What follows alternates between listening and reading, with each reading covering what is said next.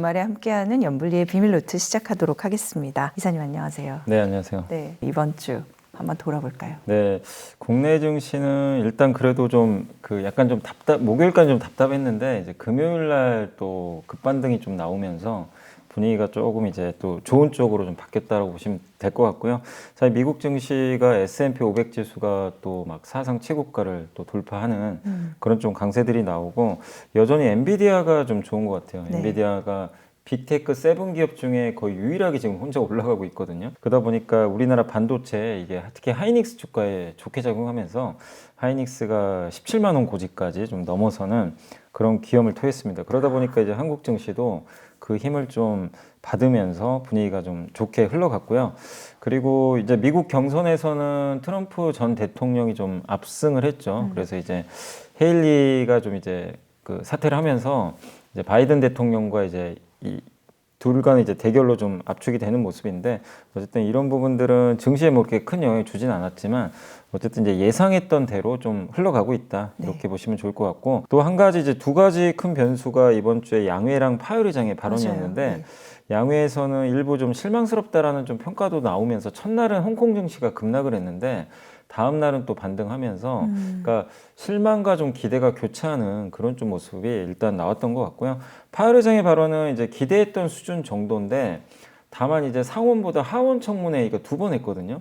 하원에서 조금 비둘기적인 발언을 좀 해줬어요. 약간 뉘앙스가 좀 금리 인하 얼마 남지 않은 것 같다라는 식으로 그런 좀 언급이 나왔어요. 상원에서는 그냥 예상했던 대로 그대로 똑같이 말했어요. 네네. 그래서 이제 시장이 별 반응이 없었는데 하원의 톤이 좀 바뀌면서 시장이 좀 호재로 작용했던 것 같습니다. 네. 그리고 우리나라 이제 기업 중에서 아까 하이닉스 말씀드렸지만 그동안 부진했던 2차 전지가 삼성 SDI가 갑자기 급등하면서 분위기가 살아났고 바이오주들도 좋은 분위기가 이어지면서 어쨌든 한국 증시는 계속 좀 종목 장세가 잘 펼쳐지는 그런 모습이 나오고 있다라고 말씀을 드리겠습니다. 네, 파월 의장의 비둘기적인 발언, 이 내용 조금 더 자세히 살펴볼까 봐요.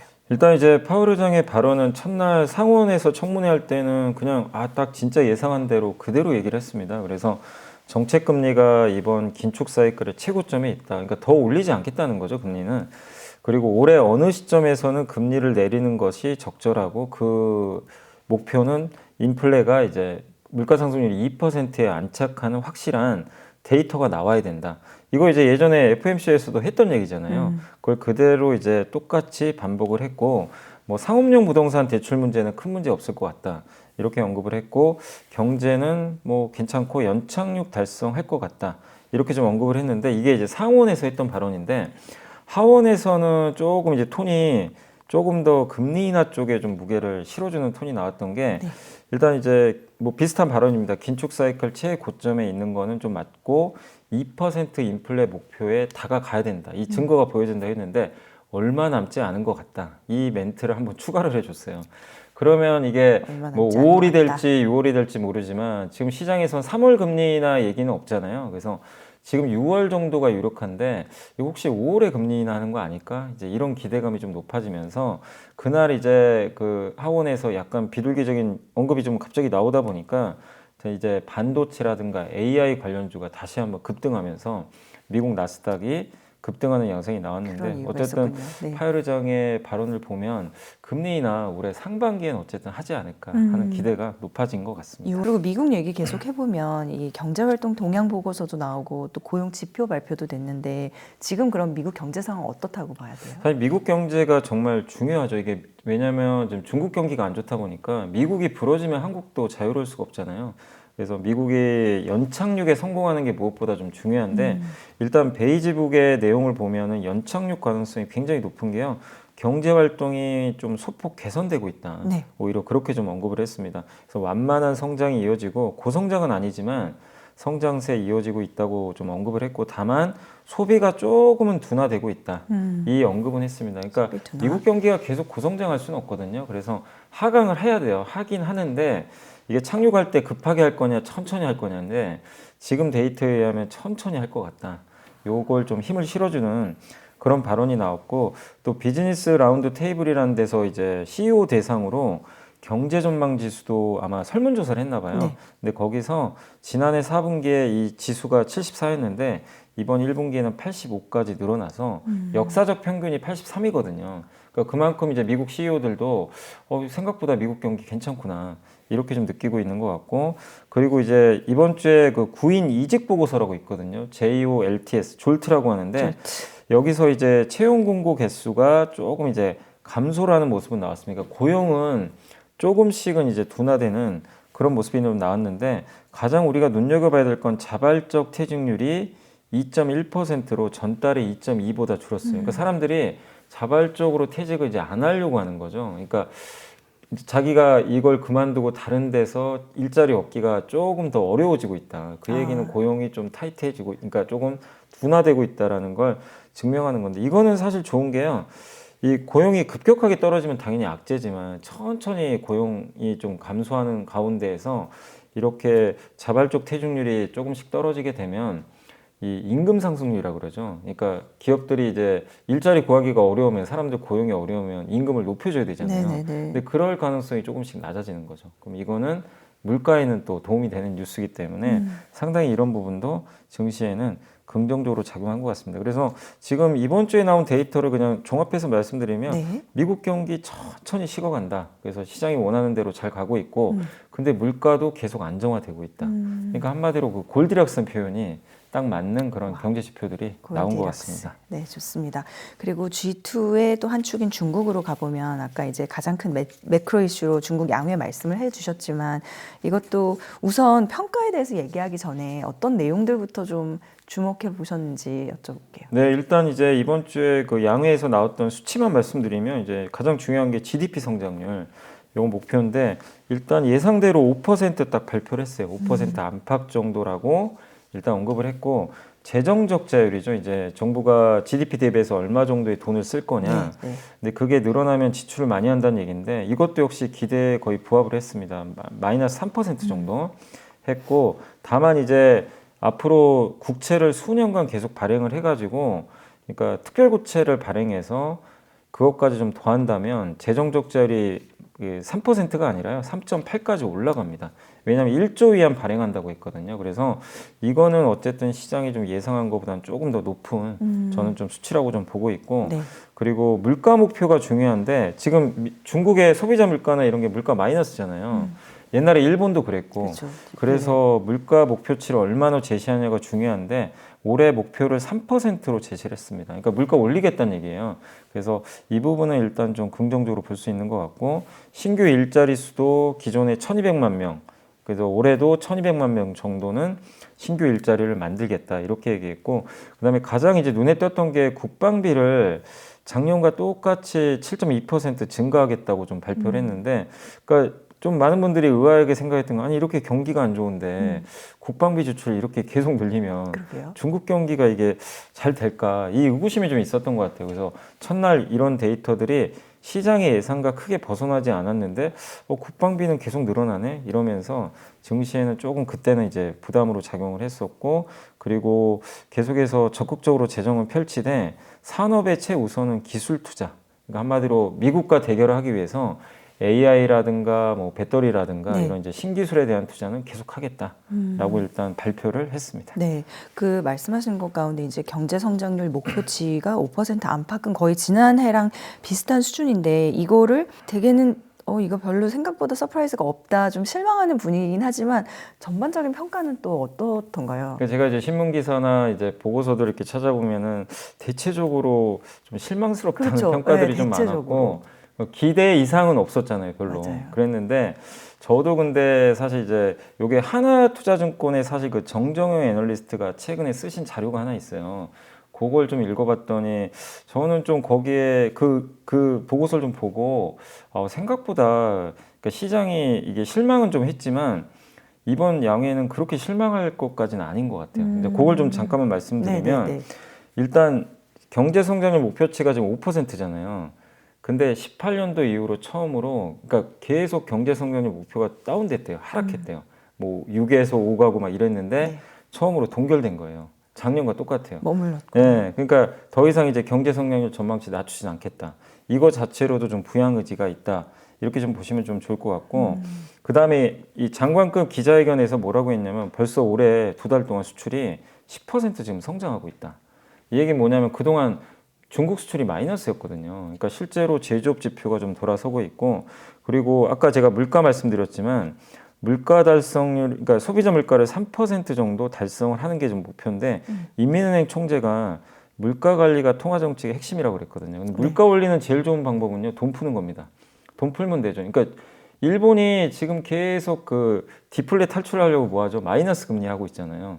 그러니까 이제 중국 정부도 지금 물가 올리겠다는 얘기예요. 그러면 지준율 인하뿐만이 아니라 앞으로 금리 인하도 할 수가 있거든요. 그러니까 이것도 역시 우리가 이 내용을 봤을 때는 상당히 좀 긍정적인 내용이고, 그 다음에 중국에서 지금 제일 문제가 실업률이 막 늘어나고 있다고 그랬잖아요. 청년 실업률. 네, 청년 근데 실업률. 작년에 1,200만 명 목표로 했는데 올해도 똑같이 1,200만 명을 신규 고용하겠다. 네. 이게 역대 최고 수치거든요. 사실 수치로는. 그러니까 여전히 이쪽 고용에도 신경을 좀 쓰겠다라는 그런 좀 입장인 것 같고, 또 이제 마지막으로 중장기 그 가계 대출 데이터가 있는데, 그러니까 그 가계가, 그러니까 중국 사람들도 지금 막 이 소득이 늘지 않고 막 이러다 보니까 불안하면 사람은 저축하잖아요. 그렇죠. 저축이 너무 많아요. 네, 그러니까 원래도 저축 많이 미국은 또 하니까. 반대로 저축이 너무 적고 소비만 하고. 근데 그런 상황인데, 그러니까 예금이 너무 많다는 얘기죠. 그래서 중장기 가계 대출이 24개월 연속 감소했어요. 그러니까 물론 우리가 부채가 좋다는 건 아닌데, 이 우리는 자본주의 신용사회에 살고 있잖아요. 그래서 적절하게 부채가 늘어나는 것도 경제에 사실 좀 도움이 되거든요. 그렇죠. 근데 너무 이게 감소하는 것도 사실 좋은 건 아닌데, 드디어 이게 그 24개월 연속 감소를 끝내고 181% 늘어버렸대요. 가계 대출이. 그 얘기는 지금 중국 사람들도 부동산 투자를 할 준비를 하거나 아니면 소비 준비를 하고 있다는 얘기예요, 실제로. 그러니까 이런 데이터를 세세하게 보면 사실 우리가 그냥 표면적으로 뭐 좀 실망스럽다 이럴 수 있지만 내용을 보면 나쁜 내용이 사실 아니에요. 네. 그러니까 중국도 뭔가 반등을 좀 준비하고 있는. 아. 근데 제일 문제가 이제 이런 것들은 좋은데 시장이 왜 이렇게 그럼 반응이 안 좋냐면 결국 실망인 것 같아요. 그 신뢰.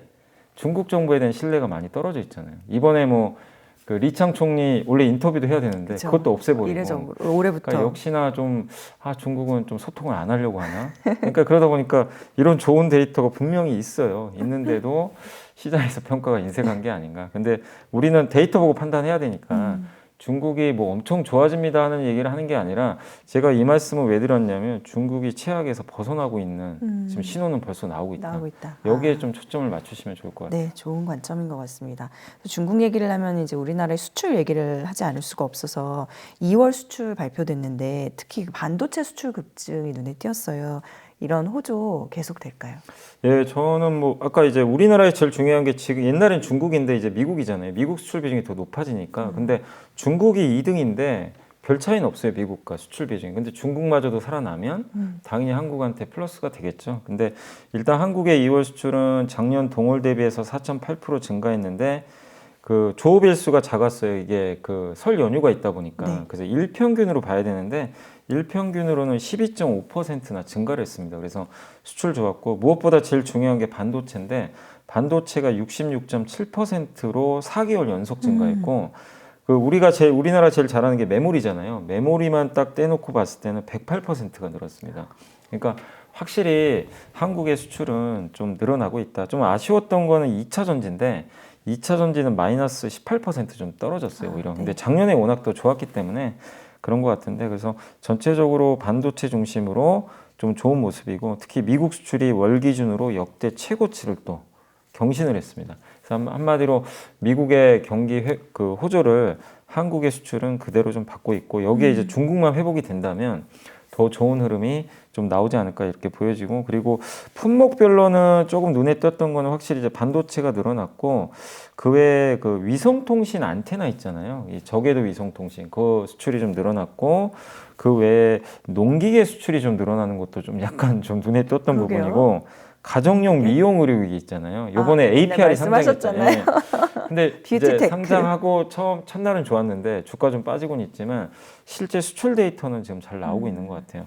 그리고 자동차 부품이라든가 일부 그 석유화학 데이터도 이 수출 데이터만 봤을 때는 나쁘지 않기 때문에 전체적으로 한국 수출은 일단 2월까지의 데이터는 상당히 좀 양호하다라고 좀 봐야 될 것 같습니다. 네, 그러면 이것도 한번 여쭤볼까요? 그 수출 말씀을 하시니까 요즘에 이제 애플 주가가 계속 하락하잖아요. 뭐 애플 카드 포기했다고 하고 그러면 사실 애플에 납품하는 우리나라 기업들도 영향을 받을 것 같아서 그런 주식을 보유하고 계신 분들한테는 또 어떤 전략이 필요할까요? 이게 상당히 좀 고통스러워요. 지금 애플 이 공급만 갖고 계신 분들은 애플 투자하신 분도 힘드신데 또 애플에 납품하는 회사들 주가도 많이 빠지고 있어요. 네. 이번 주 들어와서 LG노텍도 주가가 또 급락 그랬거든요. 그래서 좀 어려운 상황인데 올해 애플이 12%나 빠졌거든요. 주가가. 그 이유는 아시겠지만 AI에 대한 존재감이 좀 없는 상황에서 지금 중국의 스마트폰에서 화웨이가 이번에 그 스마트폰 판매가 64% 늘었어요. 중국에서.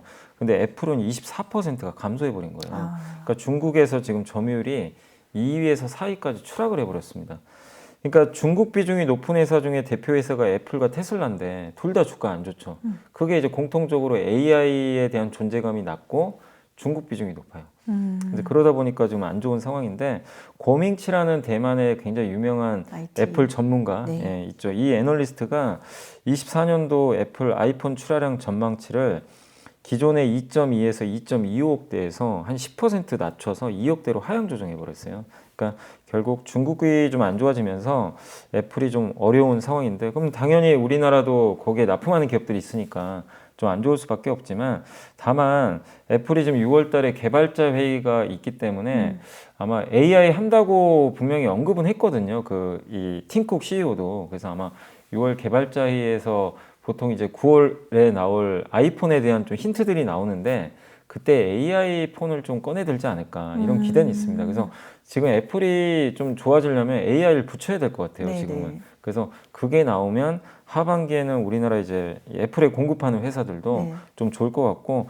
특히 이제 우리나라 기업 중에서 LG노텍과 자화전자 같은 경우는 이 애플이 이제 그 작년부터 아이폰 이제 여기 15에 그 카메라 중에서 그 광합줌이 좀 들어가 있어요. 그러니까 이렇게 줌으로 이렇게 당겨도 화면이 깨지지가 않거든요. 그러니까 보통 이제 DSLR 카메라 쓰시는 분들은 이 광합줌 쓰면 이게 화면이 잘 안 깨지는데 이 스마트폰용은 이게 깨지잖아요. 디지털 줌으로 하다 보니까.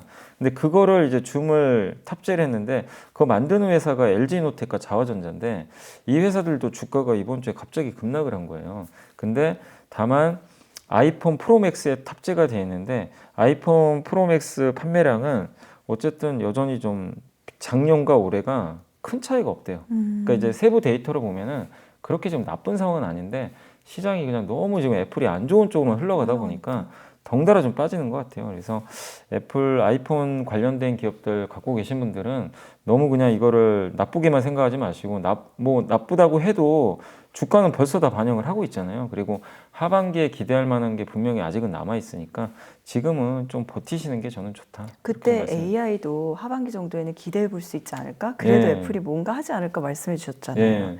그러니까 그게 이제 6월에 아마 발표를 할 것 같은데, 개발자 근데 회의 그걸 때. 이제 팀쿡 CEO가 어떤 식으로 얘기를 할지 아직은 거기에 모르잖아요. 따라서. 예. 그래서 일단 6월까지는 조금 더 지켜봐야 되는 상황인 것 네, 같습니다. 애플카를 접은 거는 그건 또 어떻게 해석되고 있어요, 주가에? 그러니까 결국엔 애플도 그게 10년 준비한 거거든요. 돈도 많이 들어갔어요. 맞아요. 애플카 해서 자율주행하고. 근데 애플의 전략상 둘 다 하기가 좀 어려운 것 같아요. 이도저도 좀 아닌 상황이 되다 보니까 일단 한쪽에 집중하자. 그래서 애플카 인원들을 AI로 보냈다고 하더라고요. 네. 그건 뭐냐면 AI가 되면 애플카도 돼요. 왜냐하면 자율주행도 AI 일종이거든요.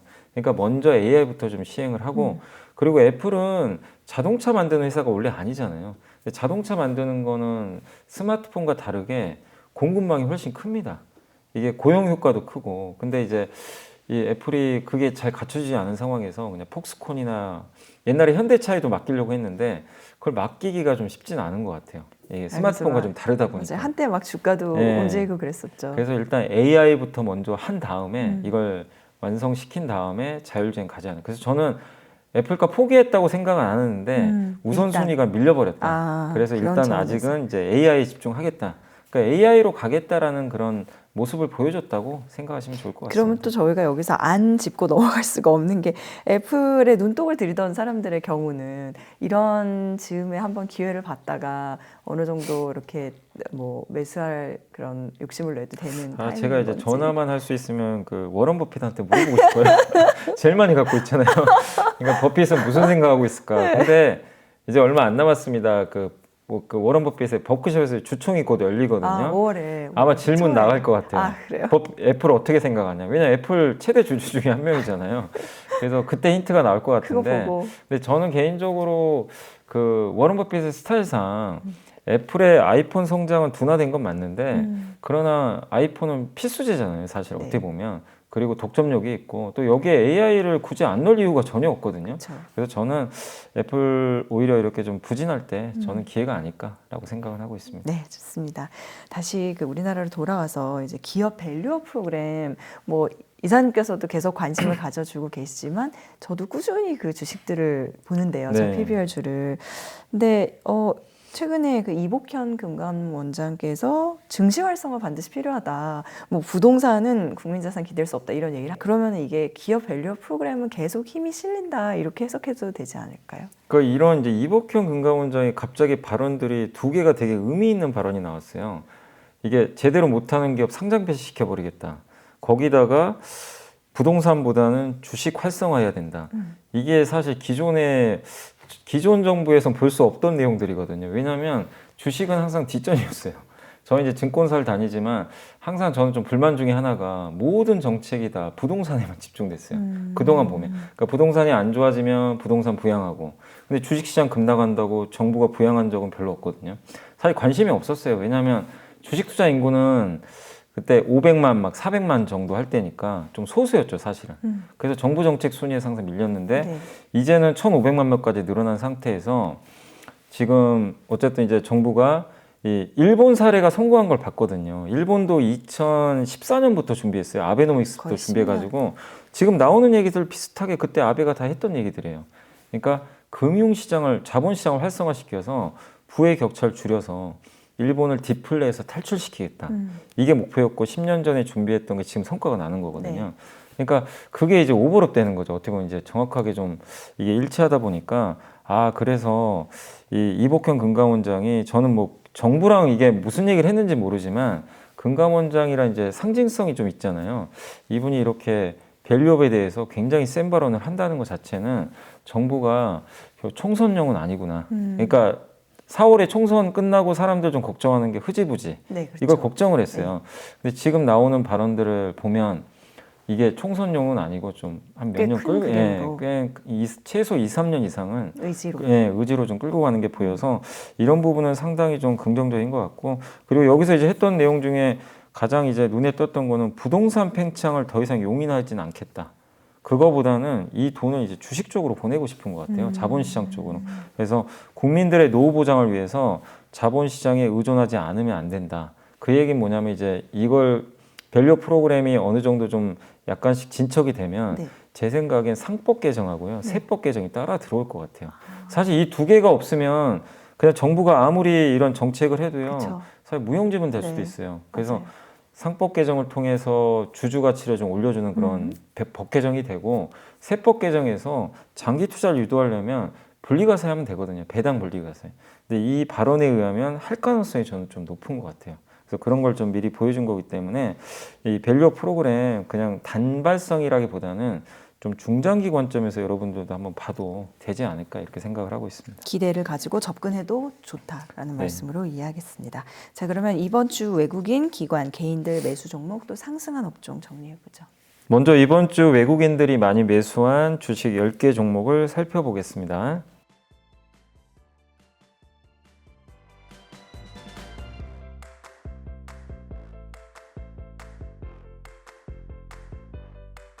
이번에는 기관들이 이번 주에 가장 많이 담은 10개 종목을 알아보겠습니다.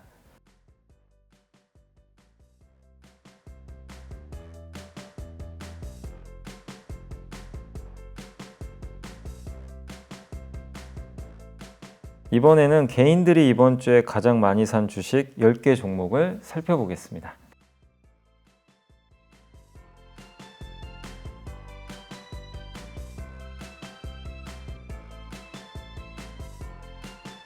이번에는 이번 주 상승한 10개 업종을 살펴보겠습니다.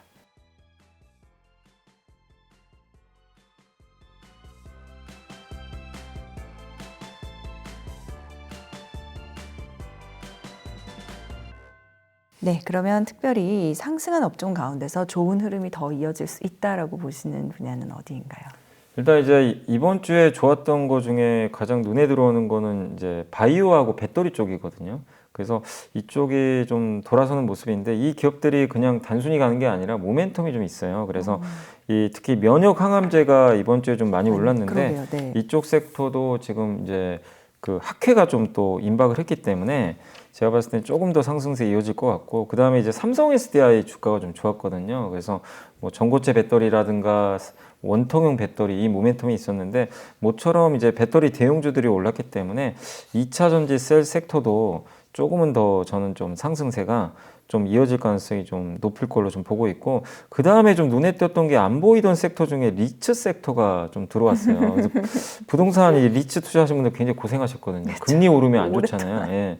근데 여기도 이제 올해는 어쨌든 하반기에 금리 인하할 거고, 거기다가 지금 부동산 연착륙 위해서 정부도 아마 노력을 할 것 같고, 그리고 지금 무엇보다 또 밸류업 치즈에도 맞는 게 여기가 대표적인 또 고배당을 많이 해주잖아요. 맞아요. 리츠가. 네, 리츠가. 그래서 지금 고배당주에 대한 관심이 많아서 막 우선주들 많이 갔는데 네네. 또 리츠도 못지않게 이 배당을 많이 주거든요. 그런 거랑 맞물려서 소외주에서는 한번 리츠 쪽도 한번 계속 좀 눈여겨볼 필요는 저는 있다라고 말씀을 드리고 싶습니다. 요즘 그 많은 사람들의 관심이 있는 알테오젠 같은 그런 주식들은 어떤 관점으로 보는 게 옳은 투자자의 시각일까요?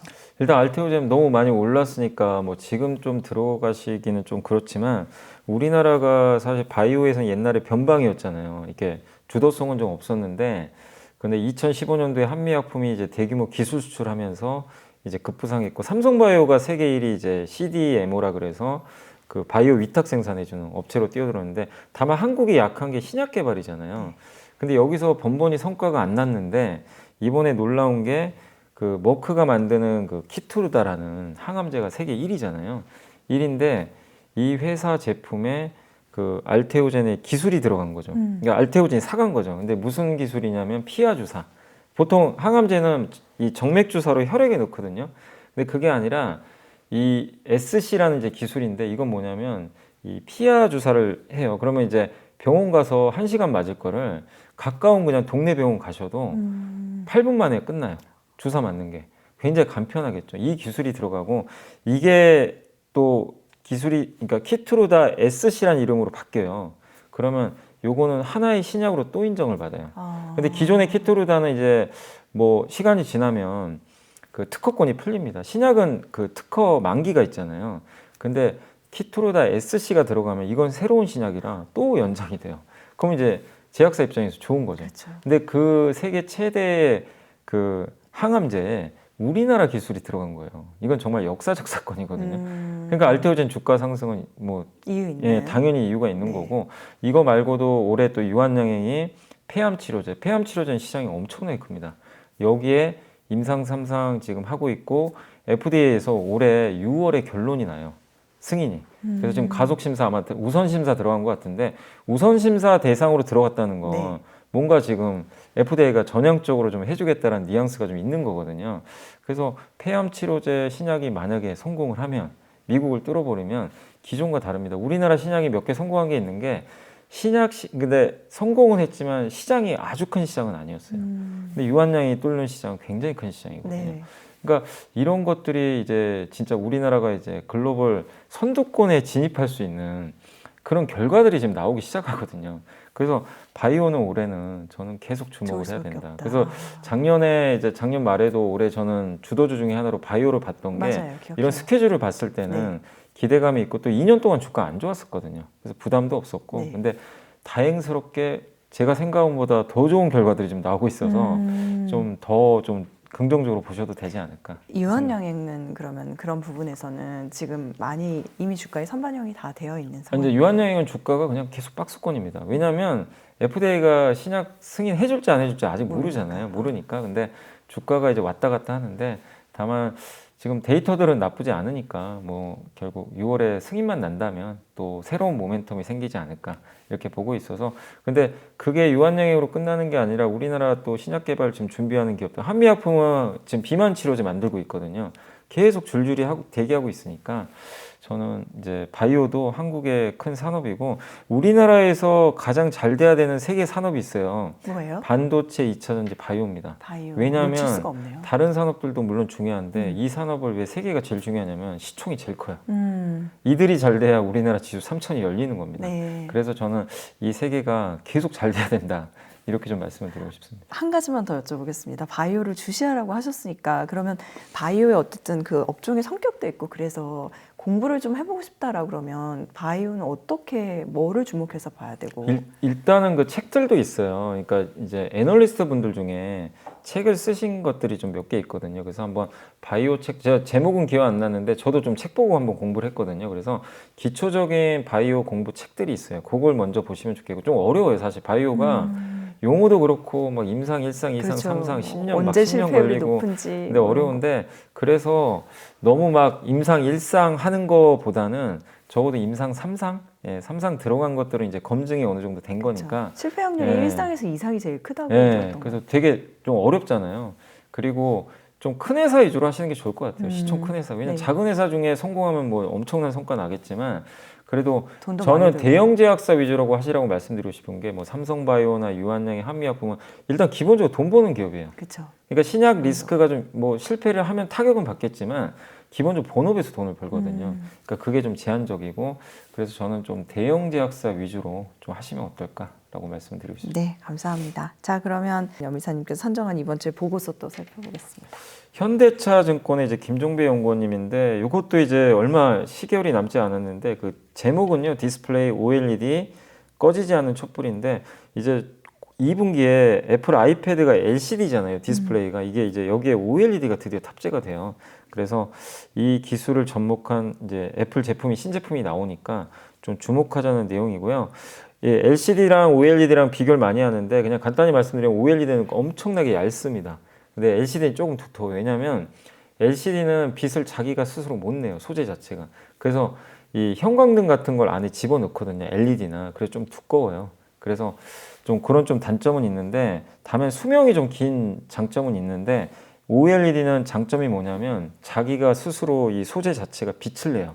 빛을 내니까 그래서 우리가 옛날에 2008년인가 9년도에 한참 그 제가 기억나는 게 손담배 씨가 광고한 게 아직도 기억나는데 자체 발광한다고 그 뭐였죠? 그 갤럭시 폰 나오기 전에 옴니아 폰이었나? 그때 거기에 OLED 적용됐거든요. 그때 자체 발광한다고 막 그 광고 있었는데 그게 그 소재입니다. 그래서 이게 얇게 만들 수가 있어요. 그래서 저전력이고 그런 좀 좋은 점들이 있는데 그게 드디어 이제 아이패드까지 들어가니까 네. 지금 주목을 하시면 좋겠고 그 다음에 이 주력 산업은 어쨌든 디스플레이에서 가장 큰 시장이 이제 모바일이잖아요. 모바일도 지난 2년 동안의 역성장 딛고 올해는 회복을 할 것 같다라는 그런 전망이 나오고 있고 그리고 이제 OLED가 모바일에도 들어가지만 아까 말씀드린 아이패드가 들어가는 시장을 그 용어를 뭐라고 하냐면 IT용 OLED 시장이라 그래요. IT용 여기에는 아이패드도 IT용? 있고 예, 아이패드도 있고 노트북도 들어갑니다. 네. 그다음 PC 예, 이런 이제 모니터도 들어가는데 이 세 개를 합쳐서 IT라 그래요. IT 패널. 근데 여기에 드디어 이제 아이패드부터 들어가는데 결국 올해 이제 삼성과 LG가 아마 공급을 할 것 같고 나온 뉴스를 보니까 중국의 BOE는 탈락한 것 같아요. 한국 입장에서 다행스러운 일인데 LG와 삼성이 이제 단독으로 각각 납품하고 삼성은 11인치, LG는 12.9인치를 납품할 예정이라고 합니다. 그래서 이게 이제 물량이 좀 늘어나면서 좋을 것 같은데 다만 아이패드는 이게 화면이 크잖아요. 그래서 소재 업체들한테는 뭐가 좋냐면 이게 아이폰 한 대에 들어가는 이 소재보다 아이패드는 뭐가 바뀌냐면 일단 크기가 4배예요. 네. 4배에다가 소재 사용량이 1.5배로 늘어난대요. 그럼 곱하면 6배죠. 그러니까 아이폰 6개 팔리는 거랑 똑같은 거죠. 이 하나가. 그래서 그걸 계산해 봤더니 근데 물론 이제 아이패드 프로가 이번에 나오는 게 800만 대 정도 된대요. 근데 애플 아이폰이 2.3억 대 팔리거든요, 연간. 그래서 그걸 이제 종합하면 아이폰 20% 판매 늘어나는 효과랑 비슷하다. 이렇게 생각을 해주시면 좋을 것 같습니다. 그래서 이런 쪽에 대한 모멘텀 기대하시고, 그리고 OLED TV라든가 자동차에 들어가는 OLED도 성장을 할 걸로 좀 보여지니까 올해는 한번 OLED 쪽 관련 기업들도 OLED. 눈여겨보자는 그런 내용이고, 관련 기업으로는 덕산 네오룩스와 P&H 테크가 아까 말씀드린 그 소재 만드는 기업들이고, 그 부품 만드는 기업 중에서는 LX 세미콘, 그리고 이 OLED 이제 패널 만드는 LG 디스플레이 주가는 좀 안 좋았지만 LG 디스플레이까지 해서 요 4개 종목을 일단 관심 종목으로 꼽아주셨으니까 참고하시면 좋겠습니다. 네, 이번 주도 잘 들었습니다. 감사해요, 이사님. 네, 감사합니다. 고맙습니다.